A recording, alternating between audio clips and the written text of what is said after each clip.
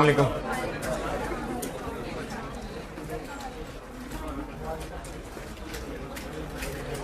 दुरूद शरीफ पढ़ लें।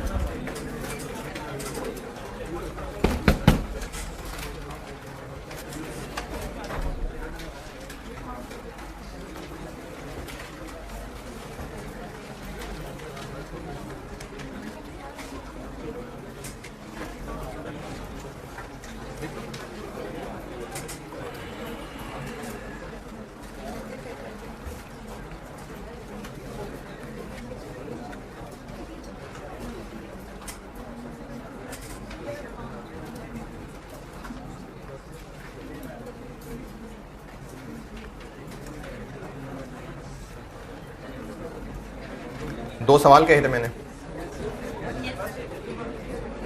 जी जी, दो सवाल थे।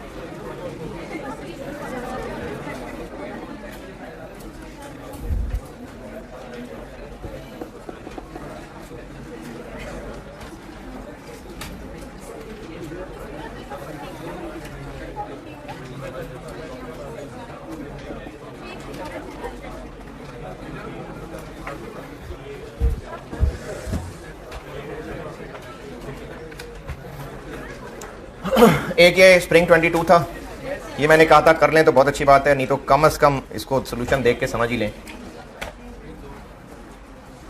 हाँ जी, अगर इस पर तो जोर आजमाई की है तो मैं डिस्कस कर लेता हूँ, नहीं की तो जिन्होंने ट्राई किया है हो गया, को बहुत मसले। चले ठीक है, शाबाश। 1,20,000, उसमें कल वाले सवाल में 1 लाख था, इसमें 1,20,000। और इसमें कहानी ये है कि स्किल्ड लेबर की शॉर्टेज है मार्केट में, और जो हमारे इस वक्त लेबर लोग काम कर रहे हैं वो छोड़ के जा रहे हैं। AL foresees a high labour turnover. Labour turnover का मतलब होता है लेबर का छोड़ के जाना। तो उनको लग रहा है कि हमारे लोग छोड़ जाएंगे, और अगर लोग छोड़ गए तो हमें फिर सब्स्टिट्यूट लेबर हायर करनी पड़ेगी, और वो इतने को काबिल लोग नहीं होंगे। अगर हमें एग्जिस्टिंग को रोकना है, in order to avoid the situation, management is considering कि वो वेज प्लान रिवाइज कर दे। अगर रिवाइज ना किया तो एग्जिस्टिंग लोग छोड़ जाएंगे, और काम तो चलाना है, तो उसके लिए फिर नए लोग लाने पड़ेंगे। वो जो नए लोग लाने पड़ेंगे वो ये हरकतें करेंगे। और अगर एग्जिस्टिंग लोगों को रिटेन करना है, यानी जो हो रहा है वैसे ही चलाना है, तो फिर वेज रेट रिवाइज करने पड़ेंगे। तो सिचुएशन दो हो गई, determine whether AL should implement the propose wage plan और हायर सब्स्टिट्यूट लेबर। तो डिसीजन मेकिंग क्या हुई कि हायर सब्स्टिट्यूट लेबर के साथ चल लें या वेज रेट प्लान रिवाइज कर दें। ये दो ऑप्शन हैं। अगर हम सब्स्टिट्यूट के साथ चलते हैं तो जो वेस्टेज अभी होती थी, नहीं रिजेक्शन किधर गई, ये जो रिजेक्शन होती थी 3, वो 4 हो जाएगी। मटेरियल अभी 4 होता था, 5 हो जाएगा। तो एक तो रिजेक्शन 4 हो जाएगी, तो ये 4 से प्रोडक्शन निकल आई। एंड एक 20 है। देखें, एनुअल प्रोडक्शन की रिक्वायरमेंट एक 20 है, तो बनाएंगे ज़्यादा तभी तो कट कटा के 20 बचेंगे। तो इतने बनाएंगे अब हम। ये कल वाले सवाल में जो 104,167 निकला था, ये वो निकल आया। इतने प्रोडक्शन करने के लिए जितना मटेरियल पहले लगता था वो 4% लॉसेस के हिसाब से था, अब 5 हो जाएंगे। तो इनटू 0.96 डिवाइडेड बाय 0.95, ये रिवाइज मटेरियल कॉस्ट आ गई। लेबर कॉस्ट उतनी ही रहेगी। कैसे पता उतनी ही रहेगी? क्योंकि substitute labour at the existing wage rate. तो जितने पहले हमें पैसे लगते हैं उतने ही अब भी लगेंगे, तो वही 300 यूज कर लिया। वेरिएबल ओवरहेड के बारे में कुछ नहीं कहा, जितनी पहले लगती है उतनी ही लगेगी। और रिजेक्शन पहले होती है 3, अब होगी 4, तो ये वो 4। ये सब्स्टिट्यूट लेबर होगा, तो ये वही कल वाली वही 3-4 लाइनें सेम। जिन्होंने किया है सब्स्टिट्यूट लेबर में कुछ पूछना है तो पूछ। और अगर हम प्लान रिवाइज कर दें तो एक तो प्रोडक्शन चेंज हो जाएगी, क्योंकि 3% रिडक्शन, यानी चेंज नहीं हो जाएगी, वही रहेगी जो भी होती है। तो अभी 3% होती है, ये 3% की।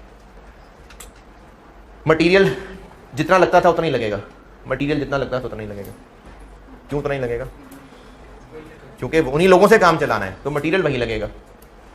लेबर में अब उनका हम रेट रिवाइज कर देंगे। पहले रेट था 200 रुपये, अब उसको हम 7% महंगा कर देंगे। इससे क्या होगा कि उनका टाइम 6% बेहतर हो जाएगा। तो जितना टाइम वो लगाते थे यानी 1.5 घंटा, वो 0.94 हो जाएगा। और ये जो 6% बचत आएगी टाइम सेव्ड, इस पे 70 रुपये बोनस देंगे। और वेरिएबल भी वही है और रिजेक्शन भी वही है। ये स्प्रिंग 22 है। जिन्होंने भी ट्राई किया है स्प्रिंग 22 में कुछ पूछना है तो पूछें। नहीं, स्प्रिंग 22 हो गया। दूसरा मैंने जो असल ऑफिशियल सवाल करने को कहा था वो था ये सीए फाइनल वाला। ये जो कल क्लास में सवाल किया था ये उससे मिलता जुलता ही था, किसी हद तक किया है। 10,000 यूनिट्स बनाने और एक बैच 100 यूनिट्स का, यानी 100 बैचेस। और ये फर्स्ट बैच का डाटा दिया हुआ है। लर्निंग लगनी है लेकिन लर्निंग रेट नहीं बताया हुआ।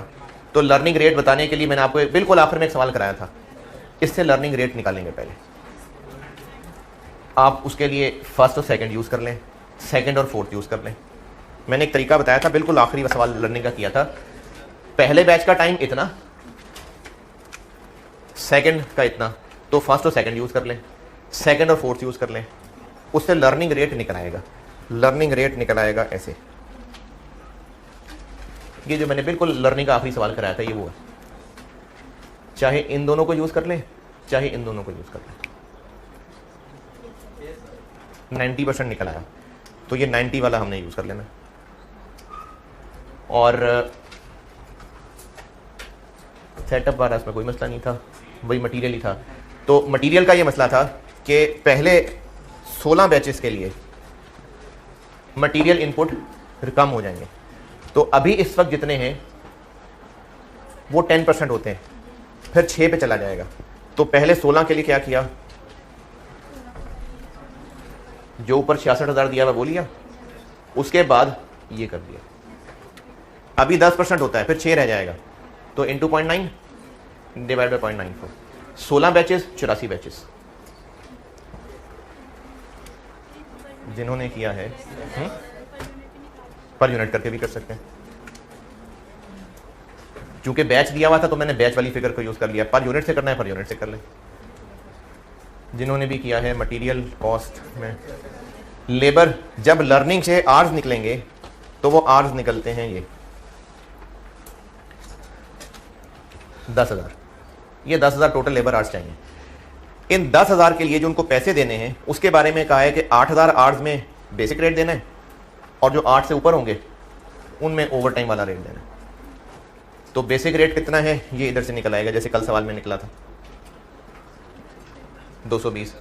और ओवर टाइम वाला रेट कितना है यानी 330। तो 8,000 घंटों पे 220 और जो ऊपर वाले 2,000 हैं उन पे 330। और इसी तरह से ए वेरिएबल ओवरहेड में भी बस। जिन्होंने किया है और इसमें कुछ पूछना है तो पूछिए जी। सवाल में जी कोई भी नहीं है, नहीं बस लाइन लिखनी थी।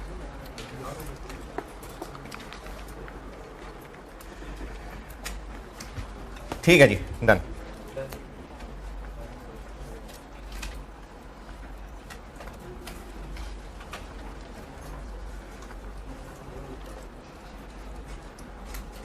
ये मटेरियल हमने कल कर लिया था। अब आते हैं लेबर पे।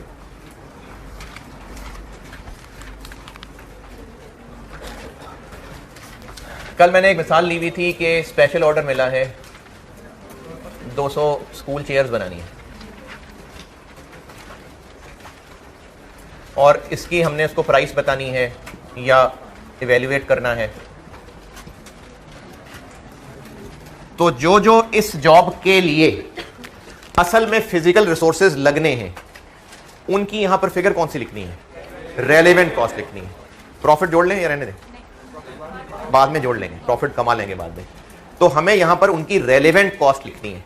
एक असूल तो यह बता दिया कि रेलेवेंट कॉस्ट में से कुछ भी पास्ट नहीं होगा क्योंकि पास्ट हो चुका हुआ है। और रेलिवेंट वो चीज़ होती है जो इस डिसीजन की वजह से इफेक्ट होगी। तो इसमें पास्ट तो कुछ भी नहीं है। मटेरियल कल सॉल्व कर लिया था और मटेरियल में जितने भी सिनेरियोज बताए थे, मेन पीछे बात वही 4 ही बातें थी। इस जॉब की वजह से जो एक्स्ट्रा इनफ्लो होगा, इस जॉब की वजह से जो एक्स्ट्रा आउटफ्लो होगा, एक इनफ्लो होना था इस जॉब की वजह से अब रह जाएगा, एक आउटफ्लो होना था इस जॉब की वजह से बच जाएगा। ये 4 बेसिक टिप्स हैं और मैंने कल जितनी मटेरियल की डिस्कशन की थी वो है तो इन्हीं पे बेस्ड। अब लेबर पे आते हैं। इन 200 चेयर्स को बनाने के लिए जो कारीगर चाहिए, उन कारीगरों के 4000 घंटे यूज करने हैं हमने। अब उन 4000 आवर्स की रेलिवेंट कॉस्ट क्या होगी ये पढ़ाने लगा। इस जॉब के लिए जो वर्कर चाहिए उसका टोटल 4000 घंटे का टाइम चाहिए। 1 है, 2 है, 10 है, जितने भी हैं, टोटल हमें 4000 घंटे रिक्वायर्ड हैं असल में इस जॉब के लिए। अब उन 4000 घंटों की रेलिवेंट कॉस्ट क्या होगी ये लिखने लगे।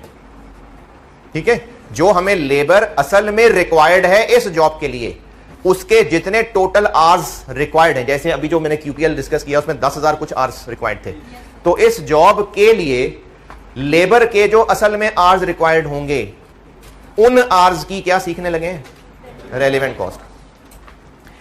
लेबर को मैं 2 हिस्सों में बांट रहा हूं। एक मैं कह रहा हूं परमानेंट लेबर, और परमानेंट लेबर से मेरी मुराद वर्ड परमानेंट इंपॉर्टेंट नहीं है। परमानेंट लेबर मैं उसको कह रहा हूं कि जिसको कंपनी ऑलरेडी हायर कर चुकी हुई है, उससे एक टाइम तय हो चुका हुआ है और उस टाइम की पेमेंट करनी ही करनी है। ये मेरी मुराद परमानेंट लेबर से।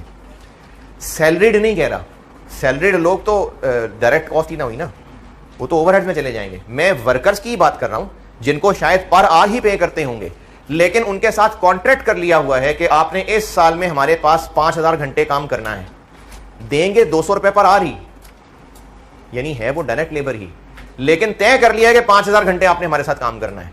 तो उन 5000 घंटों में वो कहीं और नहीं जा सकते और हम उनसे उन 5000 घंटे काम लेने या ना लें, पैसे हमें देने पड़ेंगे। हम उनको हायर कर चुके हैं for an agreed period of time. ये मेरी परमानेंट लेबर से मुराद।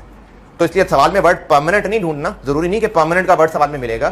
परमानेंट से जो मेरी मुराद है वो बात इंपॉर्टेंट है कि इनको एक पर्टिकुलर टाइम के लिए हायर किया जा चुका हुआ है। नहीं, टाइम के लिए, क्योंकि इनका ताल्लुक इनके पैसे आर से लिंक होते हैं ना, तो पर्टिकुलर टाइम के लिए। ये वो लोग हैं जो कि ऑलरेडी हायर्ड हैं।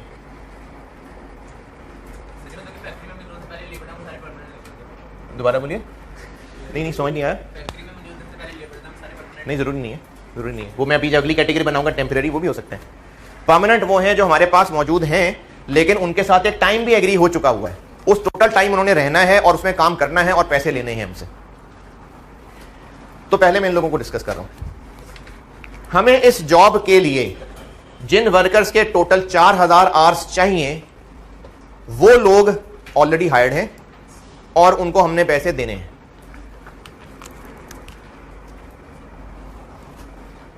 और उनके पास स्पेयर टाइम भी अवेलेबल है।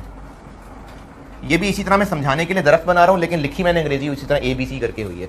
समझाने के लिए मैं दरख्त बना रहा हूं। दोबारा सुनिए। इस जॉब के लिए जिन वर्कर्स के 4000 आवर्स चाहिए, वो वर्कर्स ऑलरेडी हायर्ड हैं, उनके साथ टाइम तय है, उनके साथ हमने 12000 घंटे एग्री किए हुए हैं कि 12000 घंटे आपने काम करना ही करना है, उसके पैसे मैंने आपको देने ही देने। इस जॉब के लिए कितने चाहिए? तो उन 12 में से 4 अवेलेबल हैं उनके पास फारिग। जैसे मिसाल के तौर पे कॉलेज अगर किसी टीचर के साथ एग्रीमेंट करे कि आपके साथ एक मंथ में 500 आवर्स, ज्यादा हो गए नहीं, 500 तो बड़े ज्यादा हो गए,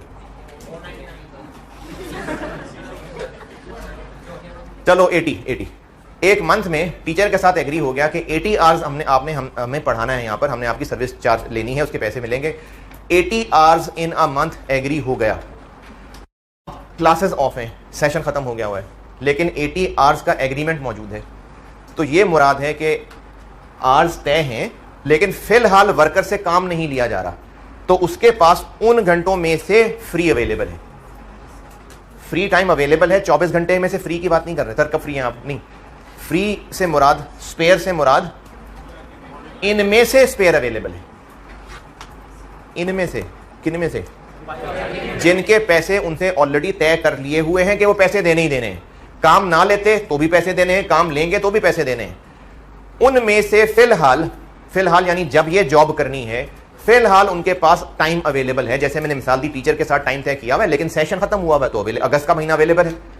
अब वो 80 आवर्स कमिटेड हैं लेकिन क्लासेस नहीं हो रही, तो अगर वर्कर के पास इन एग्रीड में से फ्री टाइम अवेलेबल है, ये मैंने वो लिखा, इस जॉब के लिए वर्कर्स के जो असल में टाइम चाहिए हम उसकी रेलिवेंट कॉस्ट निकाल रहे हैं।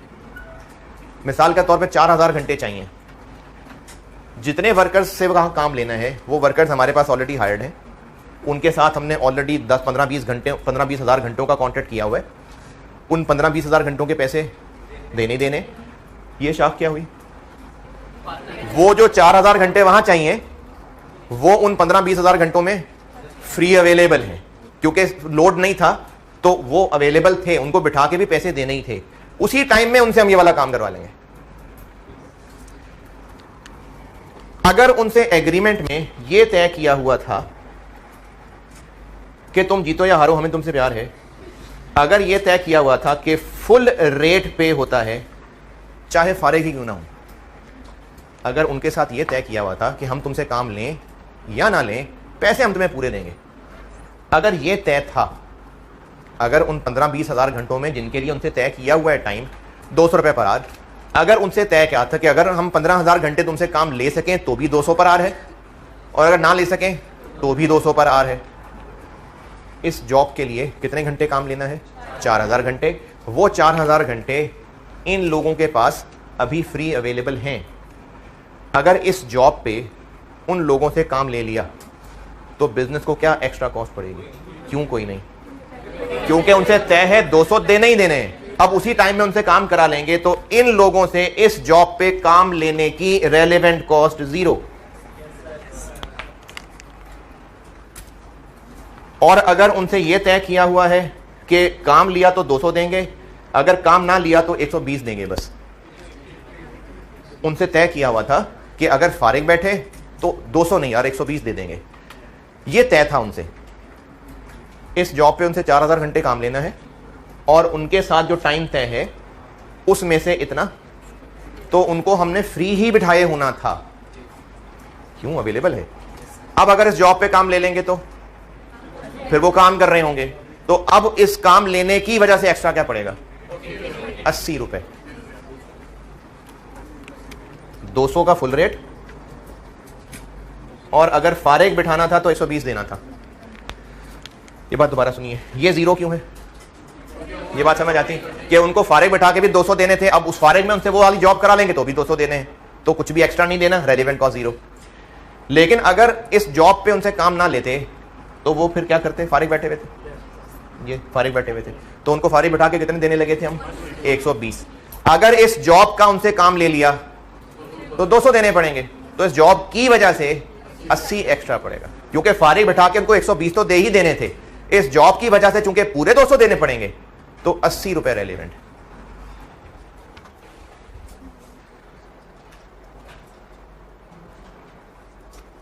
ये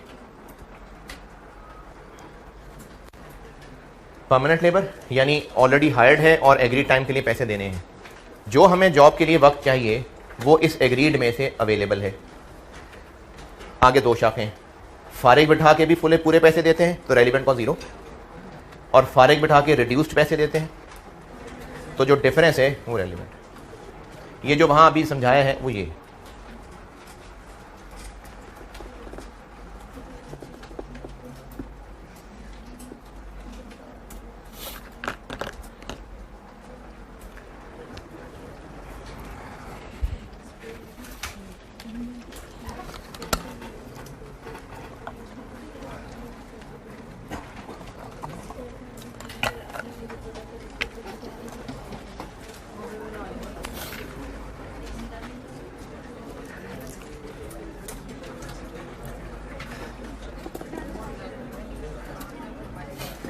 हाँ जी, यहां तक ओके।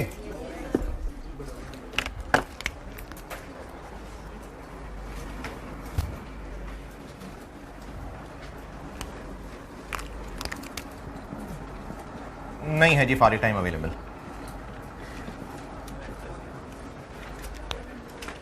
किस में से फारिग अवेलेबल नहीं है? 24 घंटों में से नहीं, वो जो 12,000 15,000 एग्रीड है उनमें से अवेलेबल नहीं है। चलो और ऑफर करके देख लें।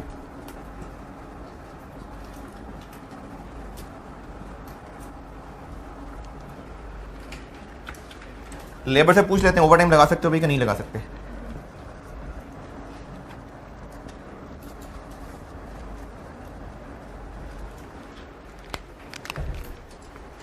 जिन आवर्स के पैसे ऑलरेडी तय हैं उनमें से तो वो फारिग नहीं है, लेकिन दिन में फारिग है तो वो और टाइम लगा सकता है। एक महीने के उससे अगर 15,000 आवर्स एग्रीड हैं, 4,000 यहाँ चाहिए, वो 15 तो वो मेन काम कर ही रहा है, उसके अलावा भी शाम में 2 घंटे और बैठने को तैयार है ओवर टाइम के बदले। तो इस जॉब के लिए अगर उस बंदे को हायर करना पड़ा तो ओवर टाइम लगवाना पड़ेगा। क्या होगी रेलिवेंट कॉस्ट? जो ओवर टाइम पैसे देंगे। तो इस शाख का आंसर है कि जो ओवर टाइम देंगे वो रेलिवेंट कॉस्ट। नहीं, यहां ओवर टाइम नहीं दे रहे ना। नहीं, ओवर टाइम किस बात का दें? उसके पास टाइम अवेलेबल है। जितना टाइम उसने हमसे तय किया हुआ है उसमें वो फारिग है, तो फिर थोड़ी ओवर टाइम लगवाएंगे उससे। कहां पर? उनके साथ 15,000 घंटे तय हैं कि उन्होंने काम करने हैं। उन 15,000 घंटों में से उनके पास 4,000 फ्री अवेलेबल है। तो जब उनके पास फ्री टाइम अवेलेबल है, उसी टाइम में ही हमने उनसे काम लेना है, फिर ओवर टाइम किस बात का? हाँ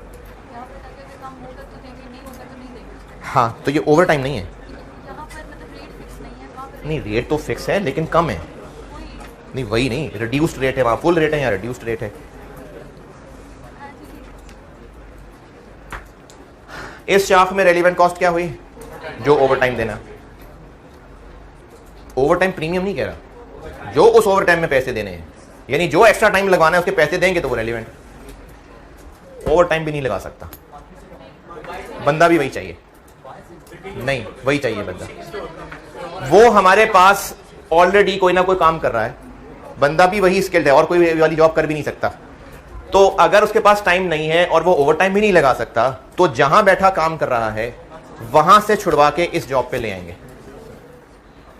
अच्छा, वो काम हम बंद नहीं करने लगे, यानी होने नहीं लगा है, हम सिर्फ कैलकुलेशन करके देख रहे हैं कि अगर वहां से छुड़वा के यहां ले आए क्या फिर भी प्रॉफिटेबल काम है तो ठीक है, ले आएंगे छुड़वा के।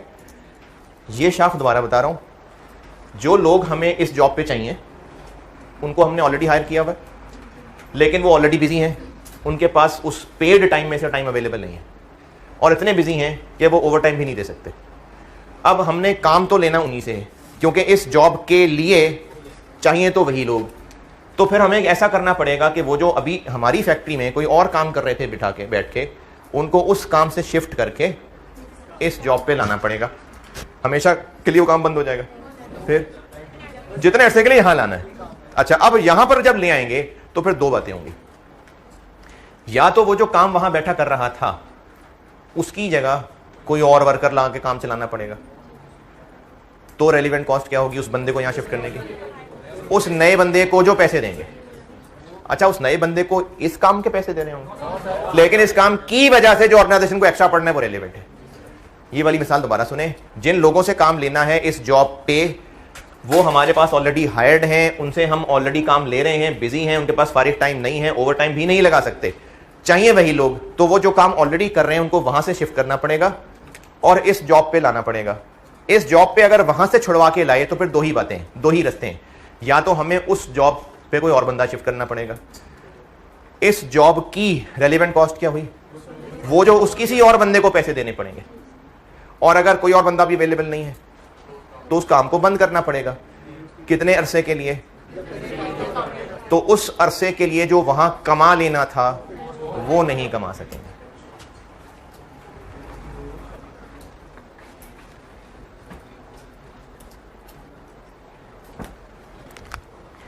स्पेयर टाइम नहीं अवेलेबल, लेकिन ओवर टाइम लगा सकता है, तो जितने ओवर टाइम का खर्चा होगा वो रेलिवेंट। स्पेयर टाइम अवेलेबल नहीं है, ओवर टाइम भी नहीं लगा सकता, तो उसको must be shifted from another work. अब जब किसी और जगह से शिफ्ट करेगा तो दो बातें, या तो कोई और लेबर उस वर्क को कवर कर लेगा, या फिर वो कोई और वर्क रोकना पड़ेगा। अगर कोई और बंदा वो दूसरा काम संभाल लेगा तो उस बंदे की जो कॉस्ट है वो रेलिवेंट है, और अगर कोई और काम नहीं संभाल सकेगा तो वो काम जो बंद करके हम जो कमा सकते थे नहीं कमा सकेंगे, वो रेलिवेंट। और ये मैंने कल भी लिखा था plus cost of this material, आज भी लिख रहा हूँ plus cost of this labour. आज इसकी रीजन समझाता हूँ सवाल करके, और जो इसकी रीजन होगी फिर वही कल वाले की भी रीजन होगी। ये परमानेंट लेबर हो गया पूरा।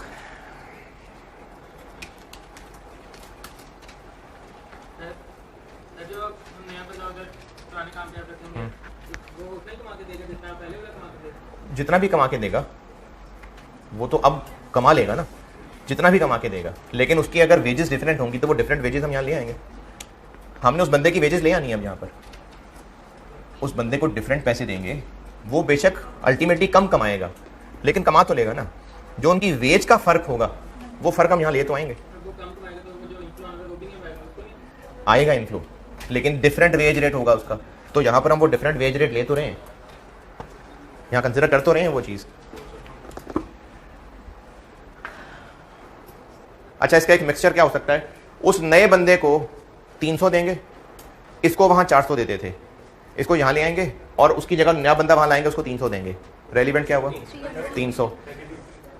कॉस्ट ही है ना, नेगेटिव पॉजिटिव नहीं, कॉस्ट है। 300 रेलिवेंट है, लेकिन उस बंदे को जो यहाँ लाएंगे अब उसको 400 की जगह 450 देंगे। तो ये 300 तो रेलिवेंट है ही है, वो एक्स्ट्रा 50 भी रेलिवेंट है। यहां मैंने फार्मूले में तो आपको 300 लिख के दिया है, लेकिन ये सब चीजें कॉन्सेप्चुअल भी समझा रहा हूं। मैंने कहा अगर सवाल में ऐसा हुआ कि रिप्लेसमेंट बंदा 300 लेगा, लेकिन इस बंदे को वहां से यहां शिफ्ट करने पे 50 और दे रहे होंगे, तो वो 50 भी रेलिवेंट है। ये 4 बातें अगर आपको अच्छी तरह क्लियर हो गई है ना, तो ये सारे सिनेरियो आप बना भी सकते हैं और समझ भी सकते हैं। परमानेंट लेबर, ये चीज समझाए बगैर डन।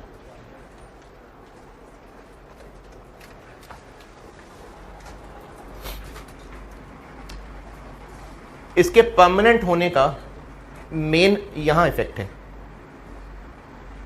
यहां तो नहीं है। क्यों? जितने घंटों के लिए हायर्ड है उसी में से टाइम यूज कर रहे हो तो इसकी कोई खास सिग्निफिकेंस है। अगर उसके पास टाइम ही नहीं है, एक्स्ट्रा काम के पैसे ही देने हैं उसको, तो परमानेंट में ना मेरा मकसद केस बनाने का मेनली ये डिस्कस करना था। अगर परमानेंट नहीं है, परमानेंट नहीं है से मुराद ये है कि जब जरूरत होती है तो वर्कर्स ले आते हैं, काम लेते हैं, पैसे दे देते हैं, जरूरत नहीं होती तो नहीं लाते। इसको कहते हैं टेम्पररी लेबर। ये परमानेंट लेबर था, ये परमानेंट लेबर डन। अब बता रहा हूं टेम्पररी लेबर। टेम्पररी लेबर कौन है? जो ये नहीं है, जो ये नहीं है, जिसके साथ कोई टाइम तय नहीं हुआ हुआ, काम लेंगे पैसे देंगे, काम नहीं लेंगे पैसे नहीं देंगे। टेम्पररी लेबर के लिए यही वाली बातें सेम जी।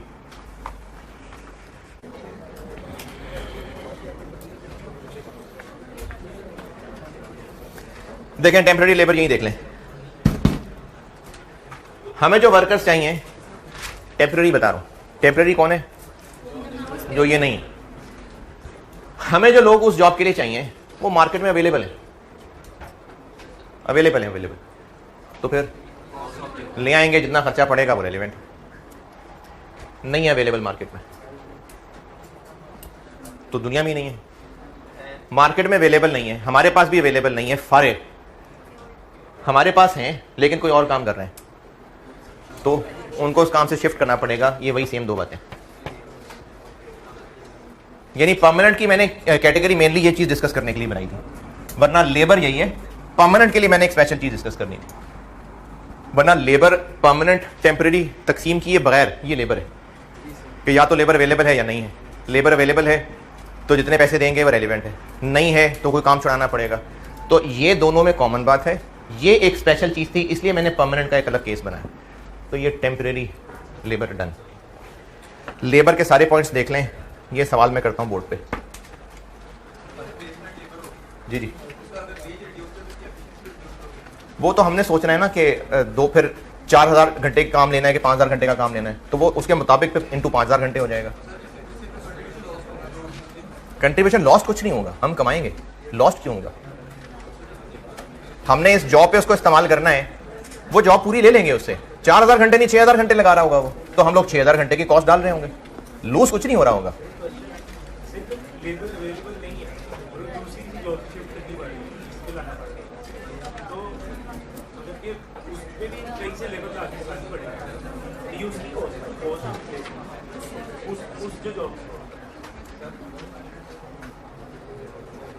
उस उधर जाओ जी।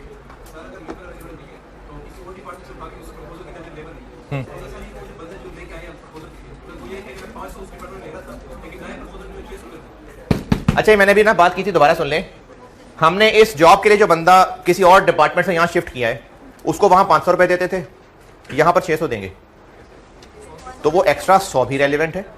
और जिस डिपार्टमेंट में जगह खाली हुई वहां जो नया बंदा लाना पड़ेगा, उसको जो पैसे देंगे वो भी रेलिवेंट।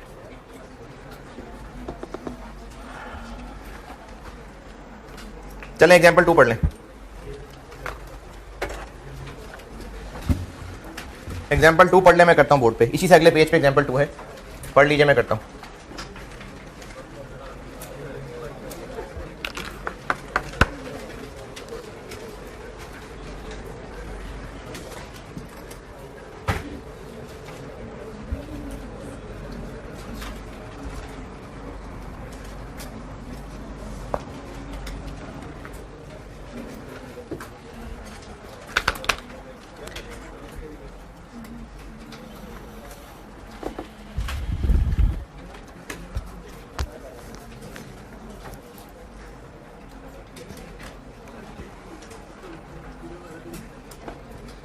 सवाल पढ़ लें यार।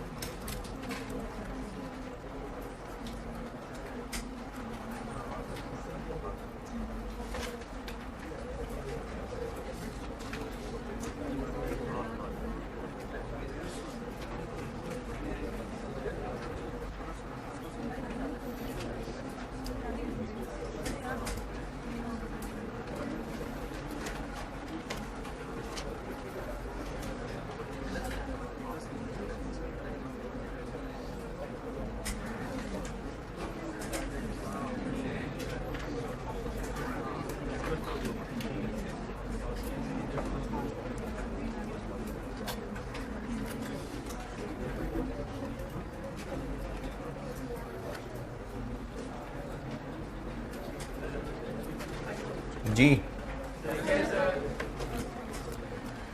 अच्छा, इधर बोर्ड पे मेरी बात सुनने पे फोकस करिएगा, सामने सॉल्यूशन देखते रहेंगे तो दिमाग बढ़ जाएगा आपका। एक स्पेशल ऑर्डर मिला है जिसमें एक प्रोडक्ट B16 के 500 यूनिट्स बना के देने हैं। एक B16 बनाने के लिए स्किल्ड लेबर के 3 घंटे चाहिए, सेमी स्किल्ड के 2 और अनस्किल्ड के 5 घंटे चाहिए। और इन तीनों तरह की लेबर्स की आगे नीचे तफसील आ रही है। पहले बात करते हैं स्किल्ड लेबर की।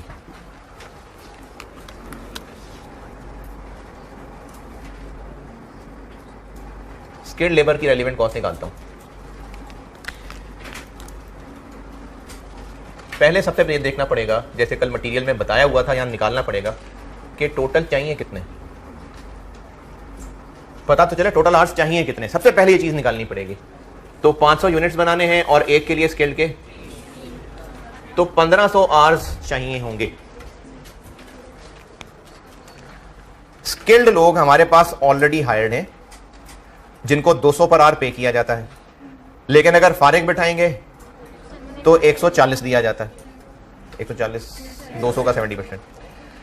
ये जो हमने उनसे जॉब करवानी थी जिस महीने में, उस महीने में उनके पास 800 घंटे अवेलेबल थे, तो वो जो 800 अवेलेबल थे इसके लिए हो गया स्पेयर टाइम अवेलेबल। और जो ऊपर वाले 700 हैं वो स्पेयर टाइम नॉट अवेलेबल लेकिन ओवर टाइम। तो जो 800 घंटे अवेलेबल हैं उनके लिए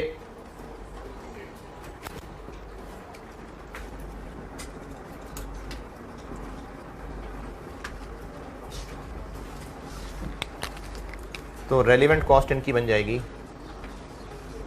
ये जो 800 अवेलेबल हैं इसमें क्या रेलिवेंट होगा 60, क्योंकि उनमें काम लेने के 200 और फारिग बैठाने के 140।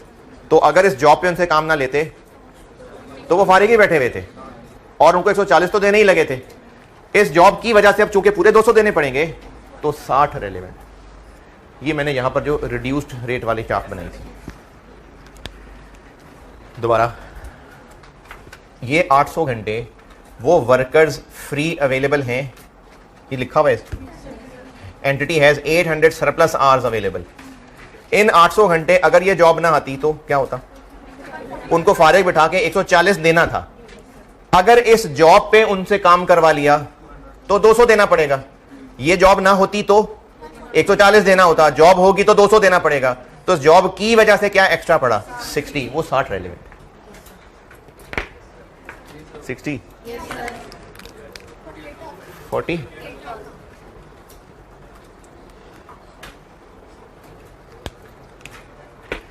48,000 ओके। और जो 700 घंटे हमसे ओवर टाइम लगवाना पड़ रहा है वो ओवर टाइम वाले पैसे दे देते हैं। 700 इंटू 240। 240 कैसे? जो उनको बेसिक रेट देते थे ओवर टाइम में उनको 20% ज्यादा देना पड़ेगा। बेसिक रेट उनका 200 है, ओवर टाइम में 240 देना पड़ेगा। कितना बना? 160। ये स्किल्ड लेबर की रेलेवेंट कॉस्ट।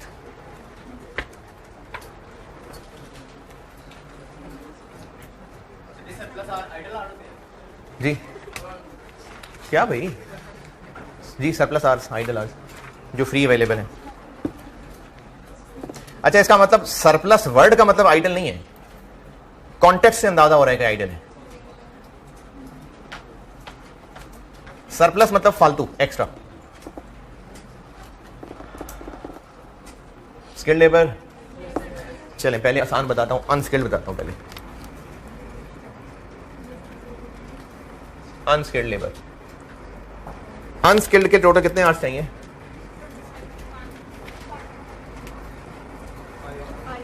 500 इंटू 5, 2500।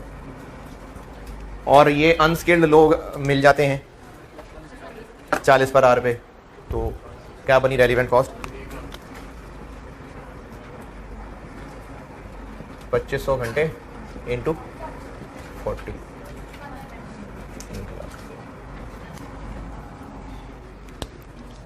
ये अनस्किल्ड लोगों की रेलिवेंट कॉस्ट। उधर ही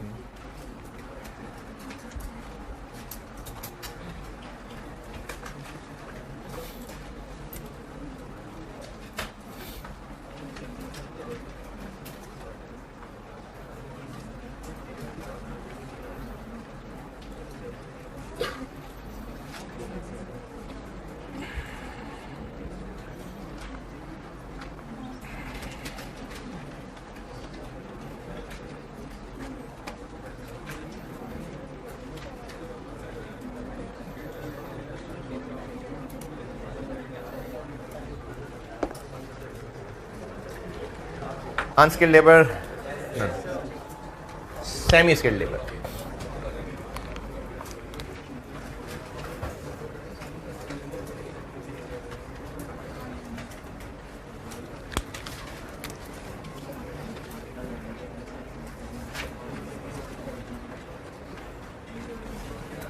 कितने?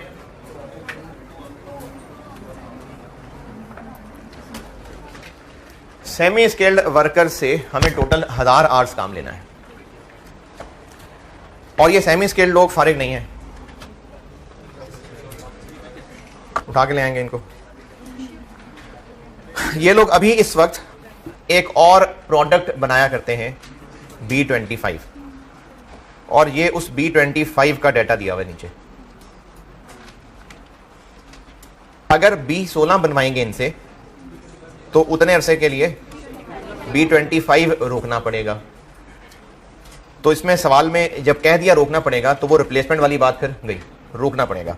तो इसमें रेलिवेंट क्या होगा? जो वहां से कंट्रीब्यूशन कमाना था वो लॉस हो जाएगा। कितना कंट्रीब्यूशन कमाना था? 105 कि 75 कंट्रीब्यूशन 105, 75 तो प्रॉफिट है ना, उसमें फिक्स्ड ओवरहेड ऐड बैक कर दें तो 105 आ गया। अच्छा, हम कंट्रीब्यूशन क्यों ले रहे हैं, प्रॉफिट क्यों नहीं? क्योंकि B25 बनाने में फैक्ट्री यही थी, फिक्स्ड ओवरहेड होने ही होने थे। वो तो वैसे जबरदस्ती पर यूनिट करके दिया होता है फिक्स्ड ओवरहेड, असल में तो वो टोटल का कॉन्सेप्ट है, तो फैक्ट्री रेंट तो अब भी पड़ता रहेगा। इसलिए हमें B25 छोड़ने से कंट्रीब्यूशन ही का नुकसान होना, तो कंट्रीब्यूशन 105 ओके। चाहे तो 510 में से माइनस कर ले 175, 180 और 50 तो 105 है, चाहे 75 में 30 से ऊपर चले जाएं तो 105 कंट्रीब्यूशन ओके। तो इसकी रेलिवेंट कॉस्ट 1000 इंटू 105 कर लो, नहीं 105 क्या है रुपीस पर यूनिट, 1000 क्या है आर्स है, इसको नहीं कर सकते 105 से मल्टीप्लाई।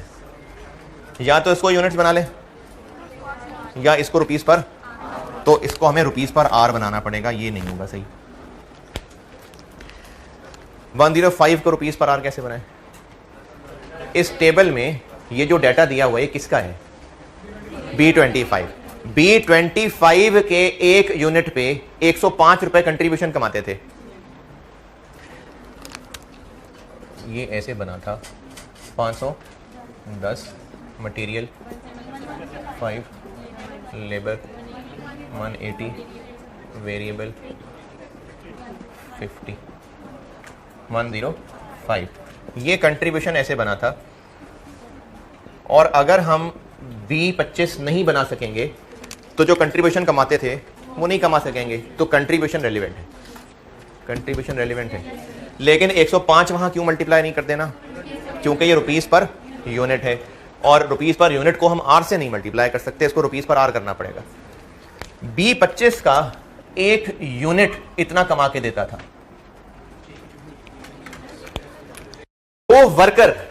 जो वर्कर ये काम कर रहा था 105 कमाने के लिए उस वर्कर के 3 घंटे इस्तेमाल हो जाते थे।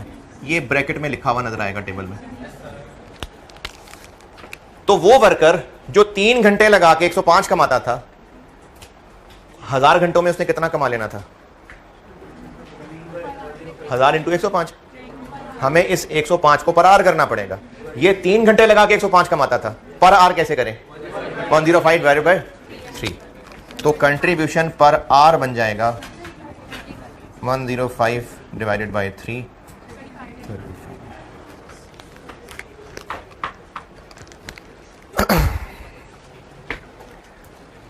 तो 1000 इंटू 35, अभी मैंने लिखा नहीं 35, या नहीं लिखा मैंने 35, 1000 इंटू 35 ओके। 1000 इंटू 105 क्यों नहीं?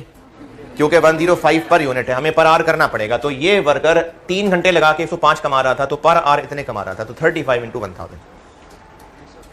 ये बात मैंने जो ऊपर नोट्स बनाए हुए हैं उसमें देखिएगा, आखिरी केस में मैंने लिखा हुआ है कंट्रीब्यूशन लॉस्ट पर आर, ना बोल्ड करके लिखा हुआ है, पर आर करनी 105 नहीं 35 यूज करना है, इसलिए उसको बोल्ड किया हुआ है कि पर आर। डेटा आपके पास सवाल में ये हुआ करेगा कि आप कंट्रीब्यूशन पर यूनिट निकाल रहे हुआ करेंगे, लेकिन उसको पर आर तक लाना है, पर आर ओके। अब वो जो प्लस आगे किया हुआ है उसकी रीजन बताता हूं। 1000 आवर्स इंटू 35 तक सब ओके है। अब मैं बताने लगा हूं कि वो प्लस आगे क्या है और क्यों है।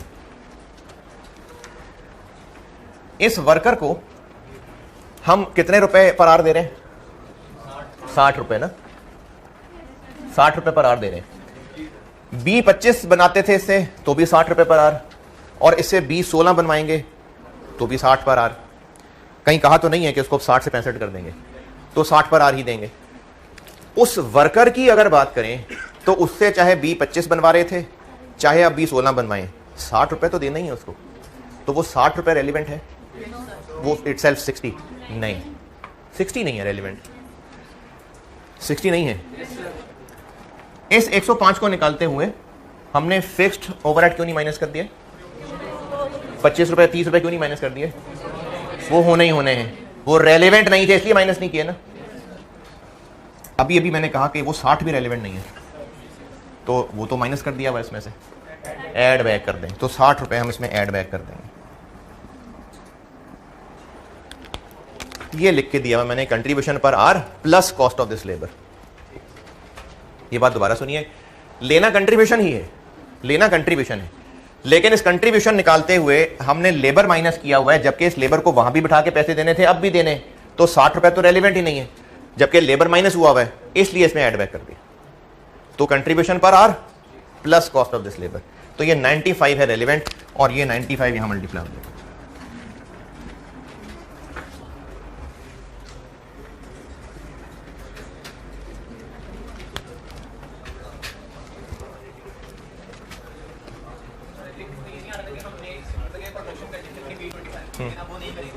हाँ जी, हाँ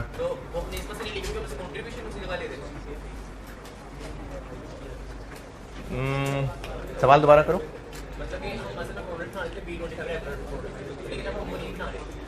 तो उस पर जो हमने 35 कमाना था अब वो नहीं कमा सकेंगे, तो ये 35 रेलिवेंट है, 35 रेलिवेंट है, लेकिन उस 35 की कैलकुलेशन में एक रेलिवेंट चीज माइनस हुई हुई है, इसलिए वो ऐड बैक कर दी। क्या नहीं, यानी आप, अच्छा अगर किसी को ये लग रहा है कि हम ये ऐड क्यों कर रहे हैं, हम ऐसा करते हैं कि 510 175 50 285 डिवाइडेड बाय 3, तो बिल्कुल ठीक है, ऐसे भी हो सकता है। ये इसलिए बताया, हो सकता है आपको दिया ही कंट्रीब्यूशन का नंबर हो, आपको सवाल में 105 दिया हो, तो फिर आपको ये रास्ता भी आना चाहिए, और अगर आप खुद कैलकुलेट कर रहे हैं बेशक ऐसे कर लें।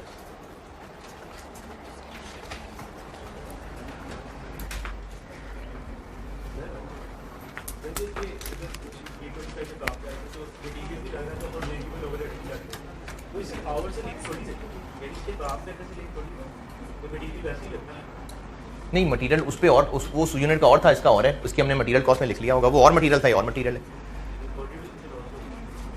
हाँ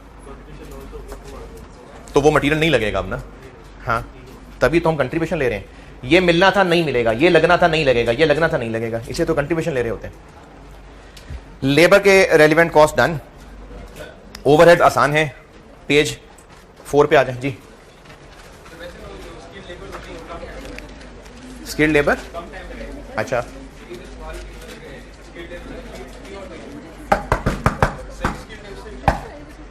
स्किल्ड के, हाँ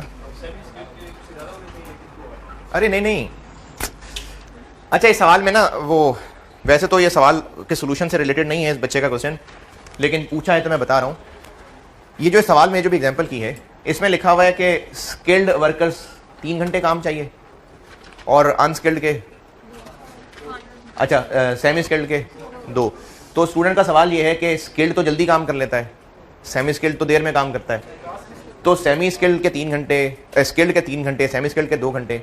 ऐसा थोड़ी है कि सेम काम उससे कराएंगे तो 3 घंटे में करेगा, सेम काम उससे कराएंगे तो 2 घंटे में करेगा, ये थोड़ी हो रहा है। इसको करने वाला और काम दिया होगा, सेमी स्किल्ड को और काम दिया होगा। जैसे मिसाल के तौर पर जो कोर्स है, इस कोर्स में टीचर के अगर 150 घंटे लग रहे हैं, टीए के हो सकता है 15 घंटे लग रहे हो, क्योंकि उसकी जो जॉब है वो 15 घंटे वाली है कि उसने टेस्ट चेक करना है, टीचर की जॉब है कि उसने पढ़ाना है। तो अब ये ऐसा नहीं है कि जो काम टीचर 150 घंटे में कर रहा है वही काम टीए 15 घंटे में कर रहा है, नहीं, उसका काम हो रहा है, ये काम हो रहा है। तो जो स्किल से काम लेना है वो 3 घंटे का काम लेना है, जो सेमी स्किल से काम लेना है वो काम ही 2 घंटे का लेना है। तो ये आपस के कंपेरेबल नहीं है। ये लेबर डन, पेज 4 पे आ जाए नोट्स में, और इसमें 4 पॉइंट्स हैं जिनमें से 3 बता रहा हूं अभी। आपको OAR सवाल में दिया हो सकता है, जो कि होता है, दिया होता है रेलिवेंट कॉस्टिंग डिटेल में 4थे पेज पे। आपको क्वेश्चन में OAR मोस्ट प्रोबेबली दिया होगा। फिक्स्ड OAR क्या होता है? जो खर्चे ऑलरेडी होने थे, हमने बजट किए हुए थे, होने थे ऑलरेडी, उनको बस जबरदस्ती पर आर या पर यूनिट बनाया होता है। अगर ये स्पेशल जॉब कर ली तो उन फिक्स्ड ओवरहेड्स पे क्या फर्क पड़ेगा? वो ऑलरेडी जो बजटेड थे, कोई नहीं। तो फिक्स्ड OAR का कोई काम नहीं रेलिवेंट कॉस्ट में। लेकिन अगर आपको कहें कि इस जॉब की वजह से कुछ एडिशनल 2 लाख के फिक्स कॉस्ट होंगी, वो रेलिवेंट है। तो फिक्स्ड वाले के दोनों बुलेट पॉइंट बता दिए आपको। फिक्स्ड ओवरहेड से रिलेटेड क्या रेलिवेंट होगा क्या नहीं होगा, ये पहले 2 बुलेट पॉइंट बता दिए कि फिक्स्ड OAR जो दिया हुआ वो तो रेलिवेंट नहीं है। लेकिन जो एडिशनल दिए होंगे वो रेलिवेंट है। अच्छा, वेरिएबल ओआर क्या होता होगा कि अगर प्रोडक्शन होगी तो इतने रुपए के ओवरहेड्स होंगे, तो वो रेलिवेंट होगा। तो वेरिएबल ओआर एक रेलिवेंट कॉस्ट हुआ करेगी। और वेरिएबल में जो दूसरा बुलेट पॉइंट लिखा है वो अभी नहीं बताया, वो मैंने एक सवाल कराना है उसके साथ सिखाऊंगा। Overheads done. एक आसान सवाल से शुरू करते हैं और एक फिर आपको होमवर्क दे दूंगा। आप आइए क्वेश्चन ऑटम 12 सितंबर 12।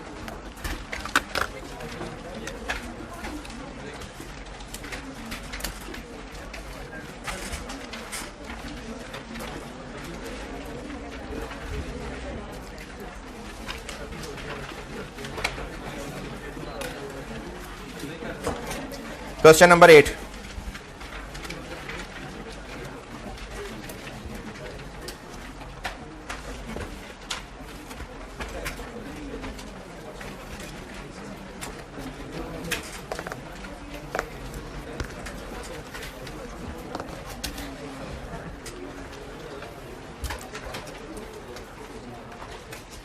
अच्छा, वैसे मैं कर तो उसको दूं बोर्ड पे, सुस्ती के मारे ना कहना, लेकिन मुझे लग रहा है पहले आपको खुद ही ट्राई करना चाहिए।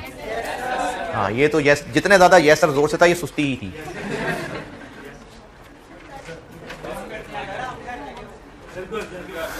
हाँ, ये ना, ये सुस्ती वाला जवाब। चले ठीक है, ये आप घर जाके कर ले, मैं भी और करा देता हूँ। सुस्ती थी।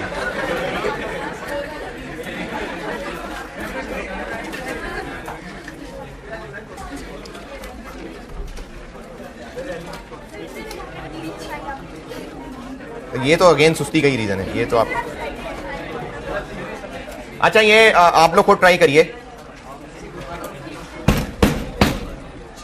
ये सवाल आपने खुद ट्राई करना है पहले। अगर आपसे बिल्कुल भी नहीं हुआ कोई बात नहीं, क्योंकि पास पेपर का सवाल तो पहला ही सॉल्व करने लगे। मैं फिर भी इसको कल बोर्ड पे पहले खुद सॉल्व करूंगा। अगर आपने कर लिया हो गया आपसे तो शाबाश, फिर भी मैं बोर्ड पे कर दूंगा ताकि इसमें जो जो चीजें आपसे तुक्के भी लगे हों मैं वो भी आपको बताऊं। एक नोट जरूर पढ़ लें।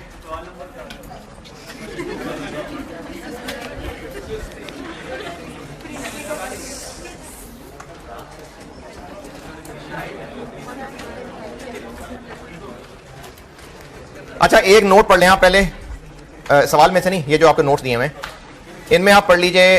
बिल्कुल एंड पे एक एग्जाम नोट का डब्बा बनाया हुआ है मैंने।